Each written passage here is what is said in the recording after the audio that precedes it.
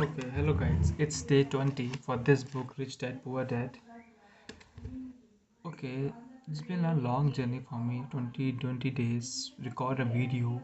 But now I'm in a stage that if I'm not making any video, I have that like, why you don't make a video? Just do it, make it. Still, I am here, lying on my bed, singing something. And suddenly there was that, why don't you make a video on it? Just make a video. So I'm still here with this book. If I'm not sharing with today this book, I think this is second day. Rich Dad Poor Dad. I'm not making video on it because I read that video, and that the question part that Robert tells us. So I'm not sharing with you guys because that's a personal for me. So that's a question part for me as well. Why should you hang up with that? So I'm making for me, for myself, for that part to make a video on it. So yeah, from till now that I have completed two chapters, and the first chapter is that rich don't work for money, and second chapter was why financial literacy is important. So what I have learned that from second chapter that don't invest your money in liabilities. Instead of focusing on build asset column that makes you money in your income column. So there was a question, there was some of the questions over here is that why did your financial education begin? Was it with this book or from any other source? To be honest, my financial education began with this book. Before that, I don't have anyone to teach me how to manage money, how to do this. So now I don't have money, but I have well established knowledge how I manage my money. If I have money, I'm working somewhere else, but they didn't pay me for 3 months. There's a sales job and I didn't make any sales. Why do he pay us? Take care. Okay.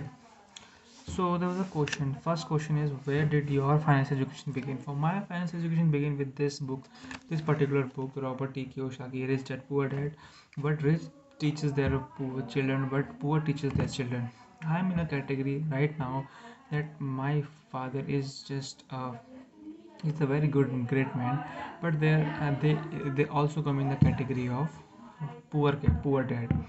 They teach me learn, study hard, go to college, get a good job, go to the government job, take a government job, and that they will make you happy. But no, that's their dogma, that's their belief, but not mine. I have something really big. I really want something big in my life to me, so that's why I'm working each and every day, work harder, work smarter to do accomplish this. So there's a tons of lots of question over here, but there's no sense to you. Why should you hear to me? So it's my questions to that I ask for myself. What is this mean to me? So instead of sharing with you guys, I think that asking these questions to me, to myself, to this. And I also learned from the first chapter. What should I learn from first chapter is that don't let your intelligence laying down from others believe to go to the college, get education, get the degree. No, use your brain how to make money even if you are not in that places. So that's very important, we all of us to focus on that thing instead of working for money regularly early. That's good initially stage to have to working for money, but yeah, but side by side we all also have to make the fact that it's important to grow up financial intelligence to work for them. So in behalf of that, this is third chapter I am working for, and now today I am going to this third chapter of this book, third chapter of this book, and that chapter is mind your own business. As an Indian, I we all have in our genes to mind. We don't mind our own business. If there was a fight going on here, if we are not related with that fight, we stop there. We see the fight and waste our times. So we focus on that. The rich focus on asset column. while everyone else focus on their income statement. If you focus on your asset column, your income statement will all automatically increase. But before doing that, we all have to focus on our income statement. Instead income statement, we all have to focus on our asset column. So let's get down with this. What this is taught about, and let's do it. In 1974, what I will develop in this book, I think now I am going to change the reading style of this book. I'm not reading from now, I'm not reading with this way that I'm reading with this way, but no. I'm sharing my screen to you, and I'm sharing my screen to you. And step by step, you also see what I'm reading, what I understood with that. So you will also have the better understanding for this. So yeah, let's get deep down into it, and I'll see you with my screen. It is visible to all of you, okay? So here's a chapter number third with rich dad, poor dad, and the chapter name is Mind Your Own Business. What does it mean? Mind your own business का मतलब होता है कि अपने काम से काम रखो यार, अपने बिजनेस से काम रखो। कि लाइक ये नहीं कि हम लोग दूसरे की टांग में टांग अड़ा रहे ना। We have to the rich focus on their asset column while everyone else focus in their income column. ठीक है, तो ये जो डिफरेंस है ना, रिच अपने इनकम एसेट कॉलम में फोकस करते हैं जबकि बाकी अपने इनकम कॉलम में फोकस करते हैं। तो स्टार्ट करते हैं, ये छोटा चैप्टर है जिसको हम ट्राई करेंगे कि आज ही ख़त्म कर दें। In 1974, K. Roach, the founder of McDonald's, was asked to speak to MBA class of the University of Texas, Austin. A friend of mine was a student in that MBA class. After a powerful and inspiring talk, the class adjourned and the student asked Ray if he would join them at their favorite hangout to have a few beers. Ray graciously accepted. What business I am? Ray asked. Once the group had their beers in their hand, everyone laughed. My friend said. Most of the business MBA students thought Ray was just a fooling around. No one answered. So Ray asked again, what business do you think I am? The student laughed again, and the finally one brave soul yelled out, and Ray, one who in the world doesn't know that you are in the hamburger business? Ray chuckled. That's what I thought you would say. He paused and then quickly added, ladies and gentlemen, I am not hamburger business. I am in real estate. As my friend tells the story, Ray spent a good amount of time explaining his point of view. In his business plan, Ray knew that the primary business focus was to sell hamburger franchisee, but what he never lost sight of was the location of each franchisee. He knew that the land and his location were the most significant factor in the success of each franchisee. Basically, the person who bought the franchisee was always buying the real estate under the franchisee for Ray Kroc organizations. Today, McDonald's is one of the largest single owner of real estate in the world, owning even more than the Catholic Church. McDonald's owns some of the most valuable intersection and street corners in America. Around the globe, my friends consider this as one of the most important lessons in his life. Today, he owns car washes, but his business is in the real estate under those car washes. The previous chapters present diagram illustration that most people work for everyone but themselves. They work first for the owner of the company, then the government through taxes, and finally for the bank their owns their mortgage. When I was a young boy, we did not have a McDonald's nearby. Yet my rich dad was responsible for teaching Mike and me same lesson that Ray Kroc talked about the University of Texas. It is the secret number three of the church. The rich secret is mind your own business. Financial struggle is often directly the result of working all their lives to someone else. Most people will simply have nothing at the end of their work. days to show for their effort. Our current educational system focus on preparing today's youth to get a good job for developing scholastic skills. Their life will revolve around their wages or described earlier. Their income column, many will study further to become engineers, ancient cooks, police officers, artists, writers, and so on. Their professional skills allow them to enter the workforce and work for money. But there is a big difference between your profession and your business. Often I ask people, what is your business? Then they will say, oh, I am a banker. Then I'll ask them if they own the bank. They usually respond, no, I work there. So in that instance, they have confused about their profession with their business. Their profession may be a banker, but they still need their own business. So we all have to carefully about that there's a difference between a profession and a business. So when we said that we work as a teacher, so that's our profession, not a business. ठीक है. A problem with school is that often become the who what you study is. So if you study cooking, you become a chef. If you study the law, you become attorney. A student of auto mechanic make you mechanics. The mistake is becoming what you study is too many people forgot to their mind their own business. They spend their time living minding someone else's business and making them rich. To become financially secure, a person needs to mind their own business. Your business revolve around your asset columns, not your income column. Okay, from today onwards, I also work on my asset column instead of my income column. I started earlier.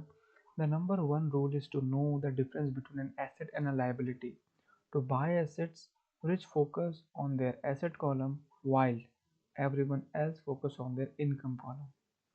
That is why we hear so often we need a raise. If only I had a promotion, I am going back to school to get more training so I can get a better job. I am going to work overtime. Maybe I can get a second job. Financial struggle is often the result of people working all their lives for someone else. In some circle, there are sensible idea, but you are still not minding your own business. These ideas are still focused on the income column and will only help a person become more financially secure if the additional money is used to purchase income generating asset. The primary reason for the majority of poor and middle class are fiscal conversation, which means I can't afford to take risk, is that there were no financial foundations. They have clung to their job and played safe. When downsizing becomes the in things to do, millions of workers found out of their largest so-called asset, their home, was eating them alive. Their asset was costing them money every month. Their car, another asset, was eating them alive. The golf club is a garage that cost 7,000 were not worth 10,000, 1,000 anymore. Without job security, they had nothing to fall back on. What they thought were assets could not help them survive in a time of financial crisis. In asset, most of us have filled out of credit application to buy a house or a car. It's always interesting to look at the net worth section because of what accepted banking and accounting practices allow a person to count as assets. One day, when I wanted to loan, the first financial position did not look too good, so I added my new golf club, my art collection, book collections, Armani shoes, wristwatches, shoes, and other personal effort to boost the number in the assets. Yeah, बहुत important है. But I was turned down because I had too much investment real estate. The loan committed didn't like that I made so much money from rent. They wanted to know why I did not have a normal job with a salary. They did not question the Armani shoes. golf club or art collection. Life is sometimes, though, when you do not fit the standard profile. I cringe every time I hear someone say to me that their net worth is $1 million or $100,000 or whatever. Of the main reason of net worth is not accurate is simply because the moment you being selling your assets, you are taxed for any gains. So many people have put themselves in their deep financial trouble when they run short of income. To raise cases, they sell their assets, but their personal assets can generally be sold for only a fraction of their value that is listed to their personal balance sheet. Or if there were a gain on the sale of the asset, they are taxed on the gain. So again, the government takes its share, they reduce the amount of value available, help them to audit. That is why I say someone net worth is often worth less than they think.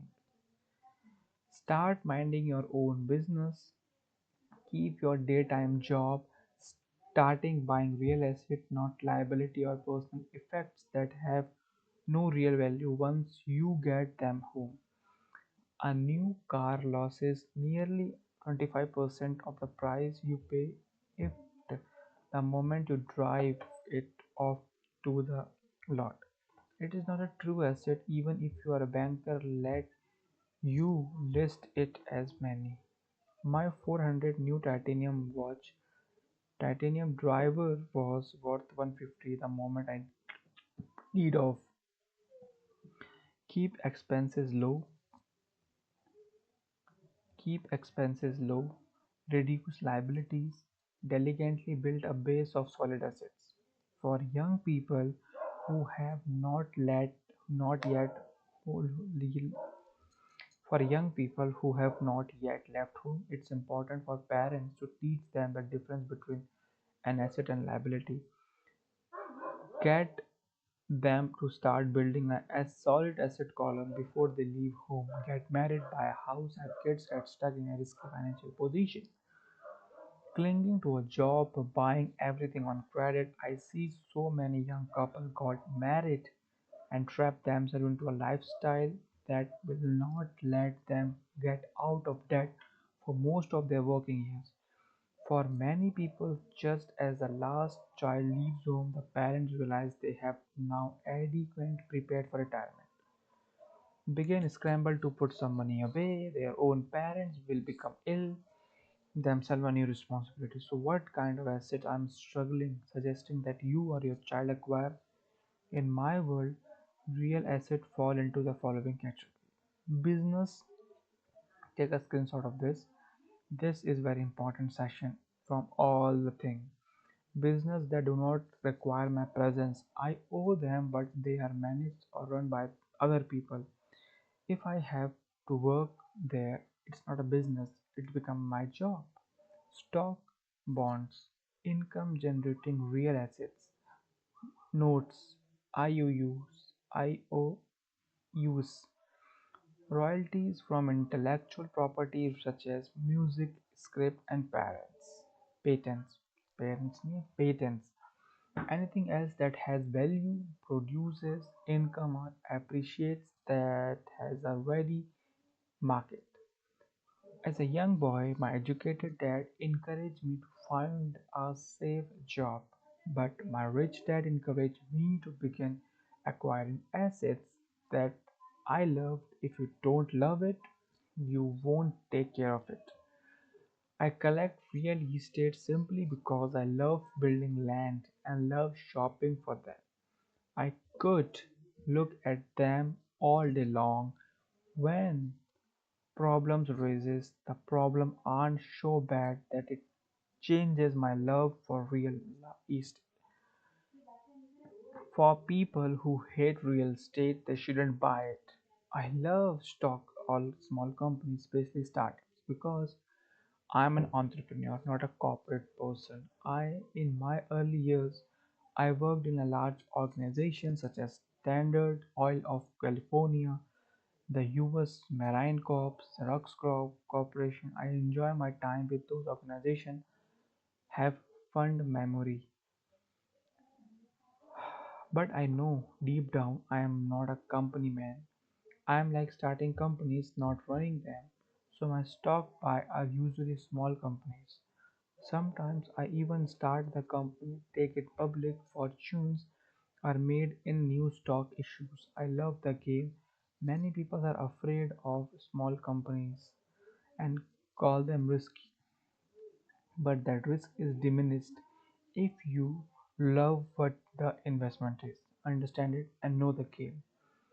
With small companies, my investment strategies is to be out of this stock in a year.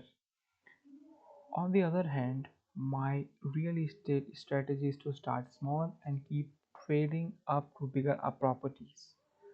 This allow increasing dramatically, value increasing dramatically.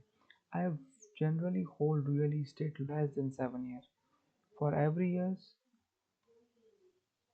while even I was with the Marine Corps and Xerox, but I did what my rich dad recommended to keep my day job, but I'm still minding my own business. I was active in my asset column, trading real estate and small stocks.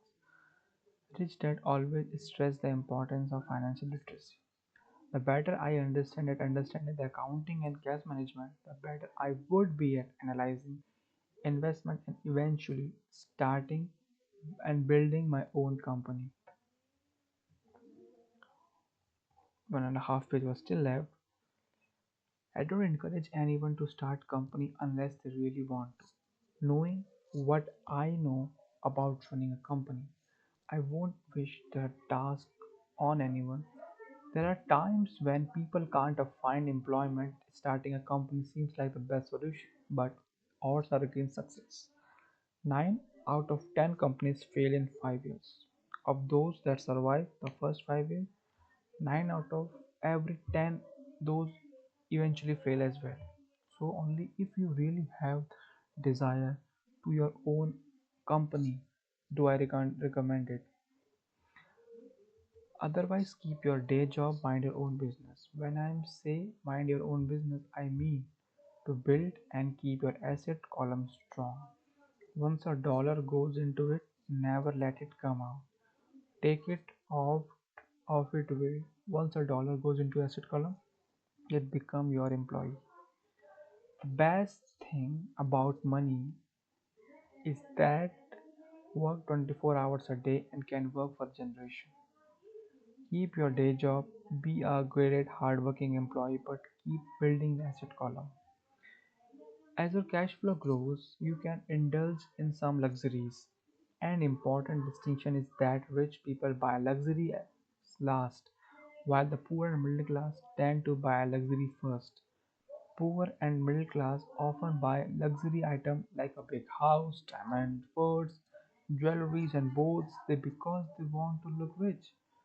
They look rich, but in reality, they just get in deeper in debt and credit. The old money people, the long-term rich, build their real asset column first. Then the income generated from the asset column buy their luxuries. The poor and middle class buy luxuries with their own sweat, blood, and children's inheritance. A true luxury is a reward for investing in and developing a real asset. For example, when my wife came and I had extra money coming from our apartment house, she went out and bought her Mercedes. I didn't take any extra work to risk on her parent because my apartment house bought the car. She did, however, have to wait 4 years while real estate investment portfolio grew and began generating enough extra cash flow to pay for the cars. But the luxury, the Mercedes was true reward because she proud she knew how to grow an asset. The car now means a lot to me, her than simply another pretty car. It means she used her intelligence, financial intelligence to afford it. Instead of most people impulsively go out and buy a new car, some other luxury or credit, they feel bored and just want a new toy. Buying a luxury or a credit often causes a person to eventually resent that luxury because of that is a financial burden. After you have taken the time and invested in built your own business, you are now ready to learn the biggest secret of rich. Put in way ahead of this pack. So hello guys, just finished third chapter, part one, because there are several parts of this one of the single chapter. Like first is normal chapter, second part is the study session, the short summary of the chapter, and the third part is the quotes said by Robert Kiyosaki, and the fourth part is question part. So I'm just finishing the first chapter of the reading part. I hope you all understand what I'm trying to saying, and it's an easy and simple way. I typically it's not a simple way. I just read that the chapter is trying to saying. After that, I am also briefing about easy going summary of the chapter. Okay, so till now, stay tuned. Okay, bye. It's day 20 of Rich Dad Poor Dad. Bye. And chapter 3, part 1 is over.